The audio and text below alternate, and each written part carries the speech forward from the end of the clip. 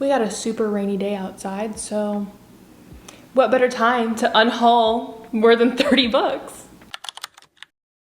Hi, hello, how are you today? I hope you're having a fantastic day. If you're new here, hi, I'm Sarah, and today I'm going to be unhauling over 30 books because I feel like I've been doing a lot of hauls. I've been buying a lot of books, and I'm just staring at my bookshelf like there's a lot of books on here that I don't ever plan on reading or that I've read and don't like, and we need to make room, okay? I'm not even close to out of space on my bookshelves, but I don't want it to get to that point where it's like I'm running out of space and there's so many books here that I don't want. So most of these books will be available on my Pango, or I will be taking them to little free libraries around here. So let me just show you what we got. I know I just showed this to you guys in my December TBR, but I'm sorry. I'm going to unhaul it. I bought it on my Kindle, which was $5, and then I tried to return it to Amazon and was like, hey, I don't want this anymore because I found a better price. And they were just like, okay, just keep the book, but we'll refund you. Okay, so I don't want the physical book. I've read only like 11% in, and I'm like, I just don't know if it's for me. I'd rather just continue reading it on my Kindle. I don't think at any point am I gonna fall in love with this story enough that I'm gonna be like, oh no, I wish I had the physical copy. And if that's the case, I can just buy another one, but I will be getting rid of Split or Swallow. It was for book club. I'm not really vibing with my book club picks this month, so yeah, I don't know. And everybody that has finished it so far has been like, wow, that was crazy. And that's it. No, like, oh my gosh, it was so incredible. Just, wow, that was crazy. So I've come to realize that this author just isn't the author for me. But I have 2 books here by Hazelwood, Love Hypothesis and Love Theoretically. I have tabs still on this one, but I did fully annotate this. So don't know about this, but I didn't annotate Love Hypothesis. I read this and I was like, it's fine. And then I tried to give this another chance. Something about it, it's just not for me, and that's fine. If it's for you, I'm so happy for you, but it's just not my vibe. So I think I am going to put these on my Pango. I don't know about this one because I've annotated it. So I feel like I don't know what to do with it. But anyways, this feels like the same story, just with like the tiniest tweaks made. Not my favorite thing ever. I didn't even realize we had 2 Tessa Bailey books on here, but we do. Tessa Bailey is either a really strong hit or a really big miss. So we have here My Killer Vacation by Tessa Bailey. Again, I do think I just tabbed it so I can take the tabs out, but it was cute, little like spicy moment. I think my expectations were just different than what I got. Small beach town murder mystery, but like you can figure it out pretty easily who it is. If you just want like a really quick read, this. But I don't really need it on my shelf. I could do without it. And then a book that I never read by Tessa Bailey. It's called Chase Me. This is, what series is this called? A Broke and Beautiful novel. So it's the Broke and Beautiful series. It's Chase Me, Need Me, and Make Me. And I got it because I wanted to read something like just in a weekend, and then I ended up just getting a book on my Kindle. And I never got around to reading this. So it's just something that I'm like, It doesn't really seem like my cup of tea, but if you're a Tessa Bailey fan, it might be your cup of tea. I bought both of these books when they were super popular on Book Talk. Everybody was raving about them. You need to get these books. You need to get these books. Do you? I still haven't read them though. That's the thing, but I just don't think I plan on reading either one. So we have The American Roommate Experiment and The Spanish Love Deception. I've heard mixed reviews, and there's just other things that are on my physical TBR and my Kindle TBR and anticipated reads that I would like to read well before I read these. These are really low on the totem pole for me. Unless they're like really good, I can save them from the pile. Please let me know. But I haven't heard anything groundbreaking about either one of these, so that isn't the main reason that I'm like, I could do without them. I don't think that I need to read these stories. I've heard they're great. I really heard that they're great, but again, there's just so many other things that I've gotten since then. I bought these like over a year and a half ago. So there's so many things I've gotten since then that are like more interesting to me right now. And that's the thing, I buy a lot of stuff when I'm in the mood for something specific, and then I don't know what happens. I think I just buy too many of the same type of book, and then I just read one of them, and then I'm no longer in the mood for that thing, and then I switch to something different. Up next, Ruby Spencer's Whiskey Year. I bought this for an in-person book club I was doing in Tallahassee, and I didn't even go to the book club, so I never read the book, and honestly, I don't think that it's something that I'm not dying to read it. It says, when a 30-something American food writer moves to a Scottish village for 1 year to fulfill her dream of writing a cookbook, she finds more than inspiration. She meets a handsome Scotsman she can't resist in this charming debut novel. I actually picked this book for that book club just based off of, they gave 3 options, and I was like, this one sounds the best because the star rating was the best of the 3, but I never read it. Then we have Dishonestly Yours by Krista. I was gonna call her Christina. Krista and Becca Ritchie. This is a signed copy, signed by both authors. It came with this thing, this like, I think this is a sticker. And then with this bookmark of the characters, which I really, really like. And then on the back, some of the like tropes to expect. It says, best friend's older brother, morally gray characters, high angst, she's grumpy, he's grumpier. And I don't know, I bought this for myself at Books and Books, and I liked that it was signed, but for whatever reason, I haven't read anything by Krista and Becca Ritchie, so I just picked it up because it was signed, quite honestly. And the longer I look at it, the more I'm like, it sounds like it would be good, but I can't make myself read it. I don't know why. I don't know what's going on, but something about it, I was just like, Obviously, I liked it enough to pick it up to buy it, but I don't know. I hadn't heard anything about it before I picked it up. I just, again, saw it was signed and was like, oh, cool. Like, I've heard those authors are good, and then never picked it up.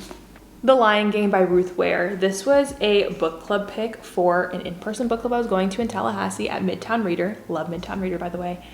I was going there, and I bought like the package. So they would like sell, for the summer, they'd sell a box that had all 3 of the book club picks, plus a candle, a shirt, like all these cute little knickknacks and stuff. So I bought that and then only went to 1 book club. So I had the other 2 books. So I never read it because I wasn't gonna go make it to the book club. So, and I'm not really like a mystery thriller kind of gal. I feel like I need to get into it, but for whatever reason, I just never really picked it up.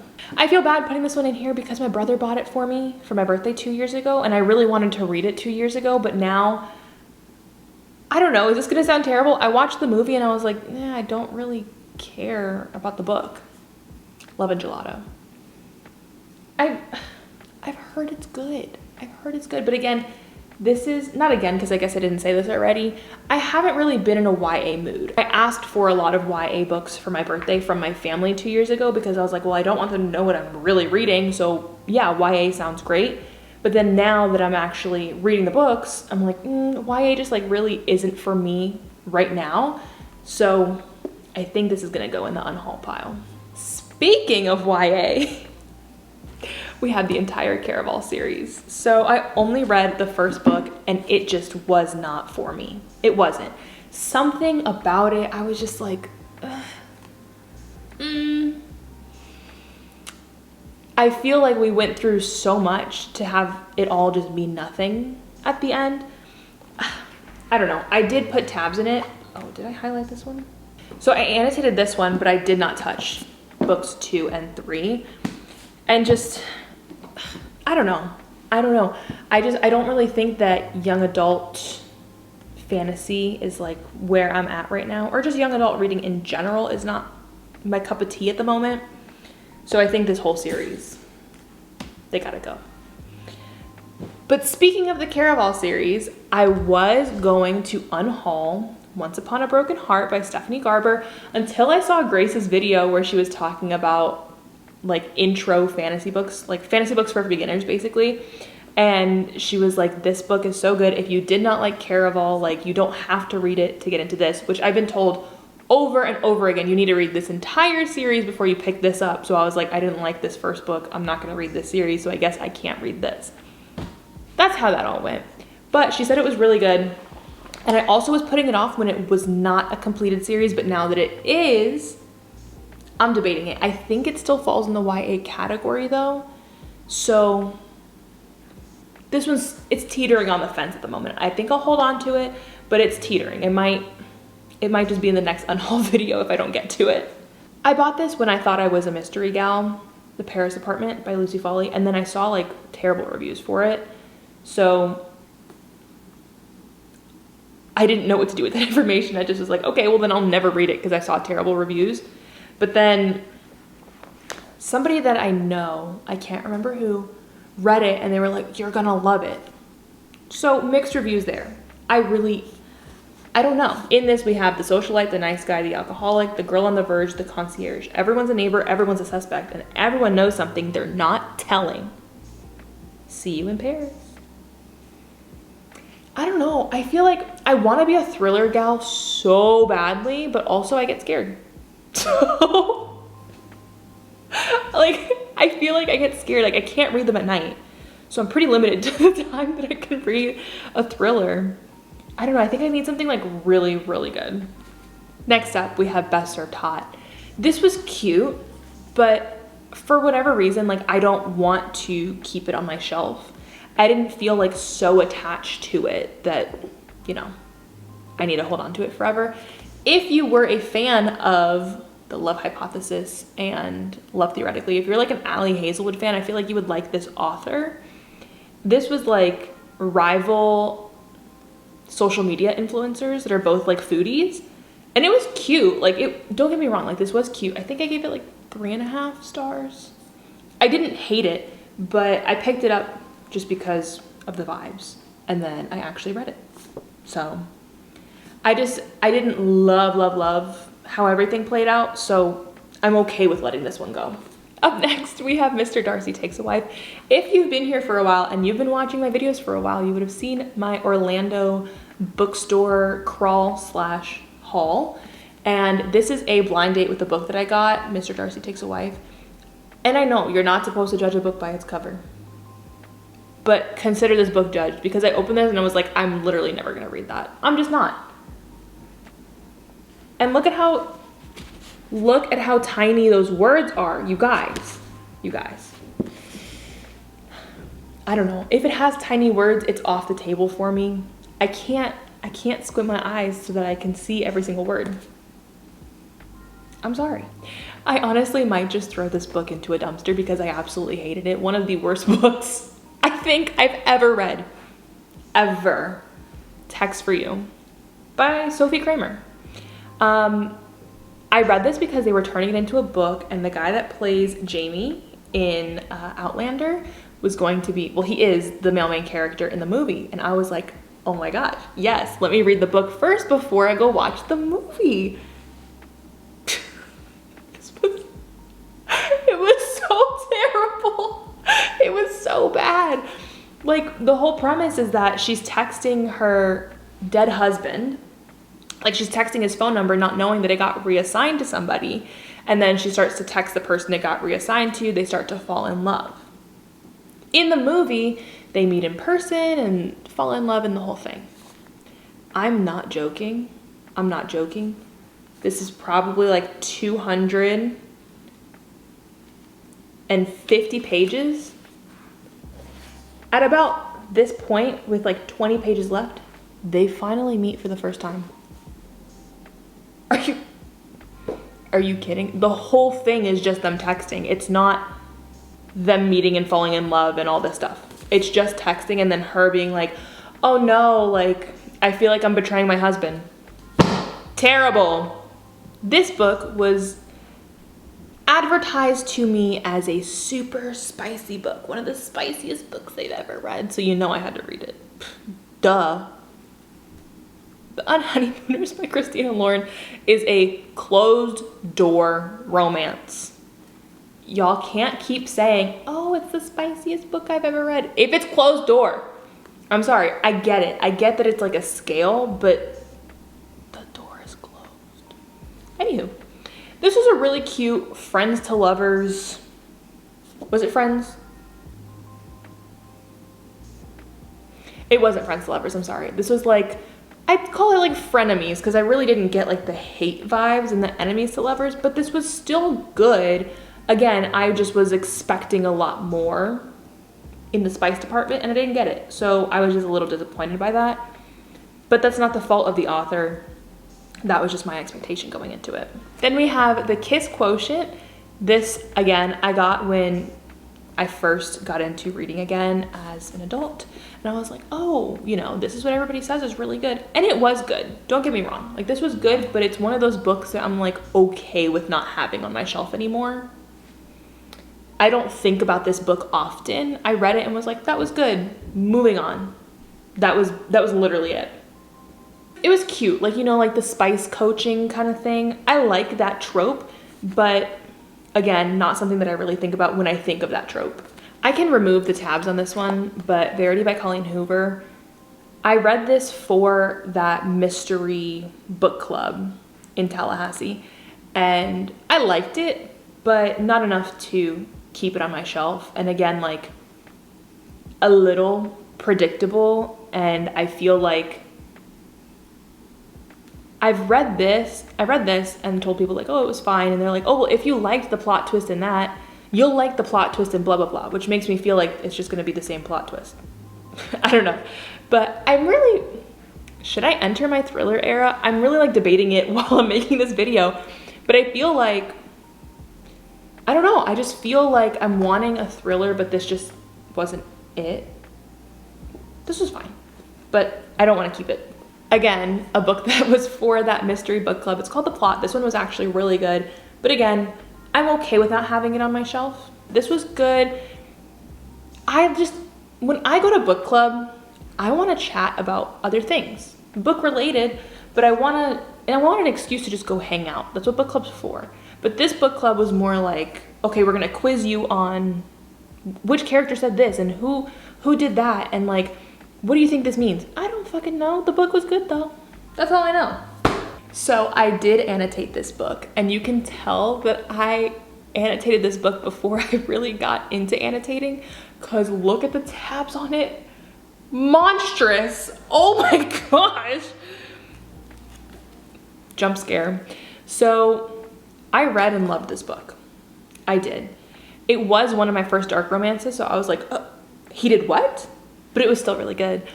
The reason I'm getting rid of it is because I want to continue the series, but the second book's love interest name is Aiden, which is my brother's name, and I just can't do it.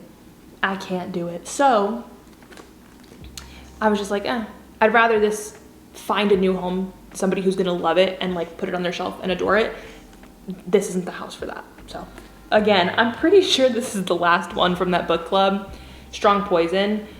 I can't remember almost anything about this book. And again, when I first started annotating, you could see how chunky those are.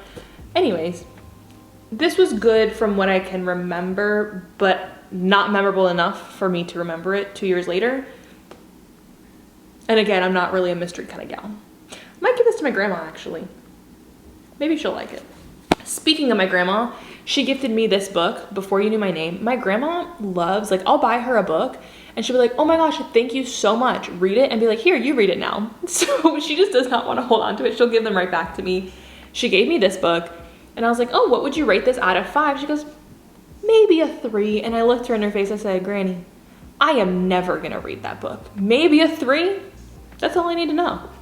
But it says at the top, she may be dead. That doesn't mean her story's over. So I think it's a girl that is dead trying to solve her own murder and the murder of the other girls that were killed by that person, from what I understand. Sounds good, but again, not really my vibe right now. A book that I read recently that I immediately decided I was getting rid of, by Remedies Vampire. People love this book, and that is so great. I am so happy for you. However, I just needed a little bit more from this book. I needed a little bit less, let's teach grandpa how to use technology, and a little bit more, ooh, hot vampire. And that was not happening in this, so it can go. I don't need it on my shelf. I don't need the reminder that I read this book. It's fine. I bought this book because I wanted to watch the TV show, and I was like, I need to read the book before the TV show comes out, and then the TV show came out. I never watched it. Daisy Jones and the Six. I've heard it's great. I have read another book by Taylor Jenkins Reid, Malibu Rising, which I loved. Loved. But for whatever reason, I never got into this, nor do I see myself getting into it, because the only reason I got it was for the TV show. And then I heard mixed reviews about the TV show, and then I was like, cool, I'm not gonna read that. Misdemeanor by Eleanor Lipman. If you've been following me on Instagram or TikTok for a while, when I read this, I went on like a 3 video long rant about how much I did not like it. It's like so insta-lovey, and like everybody in the book is getting together with somebody. It's messy. It's messy. I didn't love it. It's about this lady that's on house arrest for, I think she was like, yeah. She was having sex on the roof of her apartment complex, like the roof of her apartment building, and got caught, so now she's on house arrest. And then there's another guy in her building who also happens to be on house arrest, so they hang out together all the time and fall in love. But I just didn't like the way that this was done. Not my favorite, so I'm okay with parting with it. I know I had to have put this in another video. Y'all, I was struggling with Forever Never by Lucy Score, because I was like, they make you wait forever for something to happen and then it never happens. I don't know if Lucy Score is the author for me. This is the first book that I've read by her, so maybe this just isn't the place to start. This says, you don't fall for your brother's high school sweetheart, your boss's daughter, or your ex-wife's best friend, especially when they're all the same woman. This felt very messy. This felt very... And there kept being moments where he would be like about to kiss her, has her pressed up against the wall, and then he's like, no, we can't. Dude, grow a pair or get out of here, and like get out. So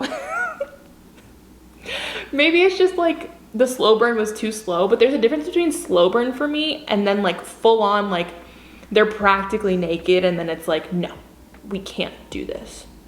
No. And then the age gap was like, he was treating her more like an older brother, in my opinion. I didn't love it, so I didn't even finish it. I DNF'd it like 55%. I've heard great things about this book, but this is YA, kind of mystery-ish, and I just don't see myself reading it at this point. The Inheritance Games, I don't know. Something about it. I heard that it was kind of like, what is the name of that movie? Oh, Knives Out. Knives Out with Chris Evans. It gave that vibe, and I loved that movie, but I just don't know.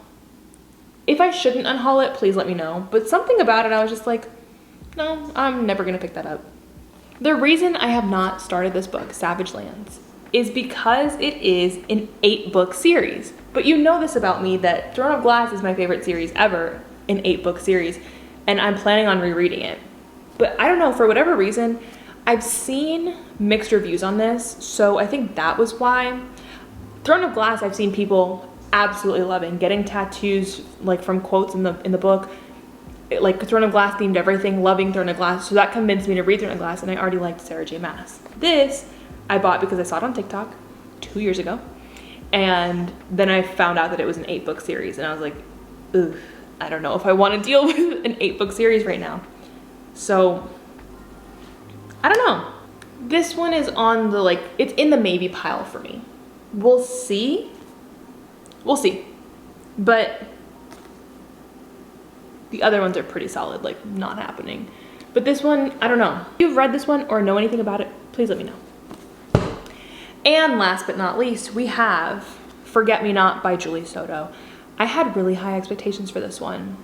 I mean, second chance romance, wedding planner, and florist. It was gonna be really cute, and I really think the thing that ruined it for me was the audiobook. The way that the narrators like delivered the lines, I think that's what took me out and what like took me away from the fantasy of like, this is a fantastic book. If I would have read it, I think I'd have different feelings on it, but I don't feel super attached to this story or these characters or any part of this book, so I'm okay with parting with it, and I feel like somebody else is going to absolutely love it, but for me, just not it. That is going to wrap up my book unhaul. Thanks so much for watching, and let me know if there's anything that you think I should keep or give a second chance or anything like that. But yeah, I'll see you next time. Bye.